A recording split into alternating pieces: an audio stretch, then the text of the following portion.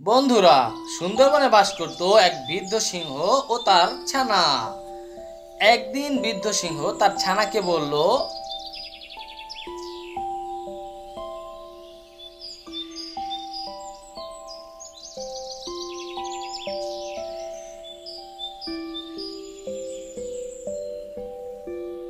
শোনো বাবা, তুমি তো আস্তে আস্তে বড় হচ্ছ, আর তোমার বুদ্ধিও বৃদ্ধি পাচ্ছে। এখন তুমি যেই কাজই করো না কেন, একটু বুঝে শুনে করবে। ঠিক আছে বাবা, সে বিষয়ে তুমি চিন্তা করো না। এটা শুধুমাত্র একান্তই আমার বিষয়। তোমার বিষয় সেটা ঠিক আছে, পিতা হিসাবে তো আমার তোমাকে উপদেশ দেওয়া দরকার। তা না হলে তুমি শিখবে কিভাবে?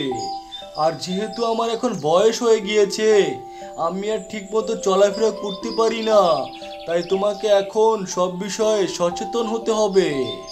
তুমি চিন্তা করো না, আমি যে কোনো কাজ আমি আমার বুদ্ধিমত্তা দিয়ে সমাধান করি।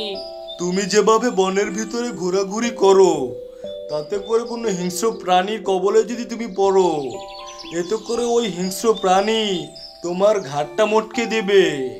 তুমি কিন্তু তার কাছ থেকে পালিয়ে আসতে পারবে না। সুতরাং তোমাকে সকল বিষয়ে সচেতন থাকতে হবে, আর উপস্থিত বুদ্ধিও তোমার মাথায় রাখতে হবে। ঠিক আছে বাবা, তোমার উপদেশ আমি অক্ষরে অক্ষরে পালন করব। এটা নিয়ে চিন্তা করো না। তুমি এখন থাকো, আমি যাই, গিয়ে দেখি বনের ভিতরে কোনো খাবার পাওয়া যায় কিনা। ঠিক আছে, যাও, কিন্তু তাড়াতাড়ি চলে এসো।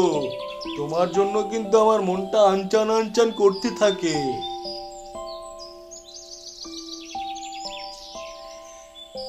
বেশ কিছুক্ষণ ঘোরাঘুরি করার পর তার সামনে একটি কুমির ছানা পড়ে গেল। সে কুমির ছানাকে দেখে বলল,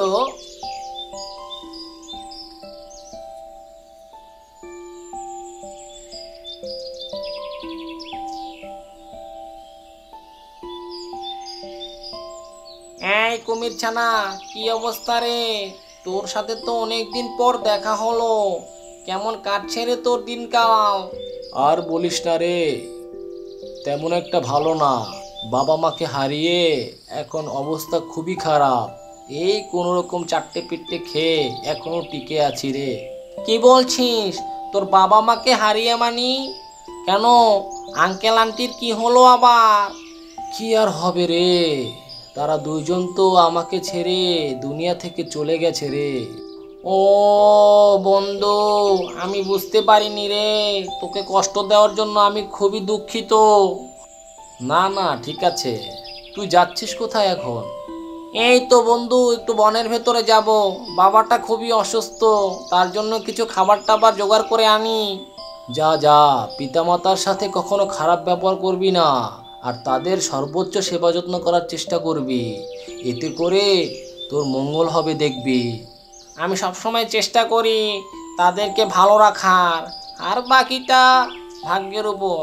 ঠিক আছে বন্ধু, যা, এখন দেখ কোনো খাবার পাস কিনা। খাবার নিয়ে তোর বাবার কাছে দ্রুত চলে যা, সে আবার না খেয়ে বসে আছে।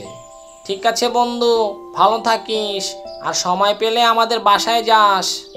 এরপর সিংহ ছানা কুমির ছানার কাছ থেকে বিদায় নিয়ে বনের ভিতর চলে গেল খাবার সংগ্রহ করার জন্য। সিংহছানা ঘুরতে ঘুরতে একটি ফল গাছের নিচে গিয়ে দাঁড়ালো। সে চিন্তা করছিল কিভাবে গাছ থেকে ফল পাড়া যায়। ঠিক তখনই সে একটা বাঘের গর্জন শুনতে পেল।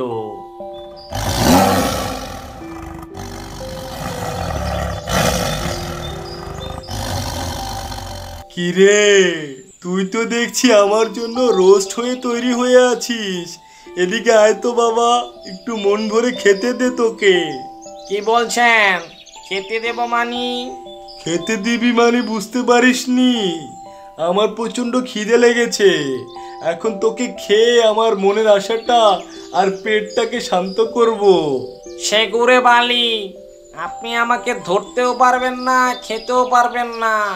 মনে রাখবেন, আমি এই বনের বনরাজ সিংহের সন্তান। আমাকে এত সহজে খাওয়া? বোকা, বোকার রাজ্যে বাস করছেন আপনি। কি বললি তুই? এভাবে অপমান করলি আমাকে? বনের একমাত্র রাজা কেবল আমি। এখন তোর ঘাটটা মোটকে দিয়ে তার প্রমাণ করব, দাঁড়া। এরপর সিংহছানা প্রচন্ড বেগে দৌড়াতে লাগলো, আর তার পিছনে পিছনে দুষ্ট বাঘ দৌড়াতে লাগলো। সিংহছানা দৌড়াতে দৌড়াতে বনের এক প্রান্তে এসে দাঁড়িয়ে গেল। সেখানে এসে সে হাঁপাচ্ছিল আর ভাবছিল এখন বুঝি সে বাঘের পেটেই চলে যাবে।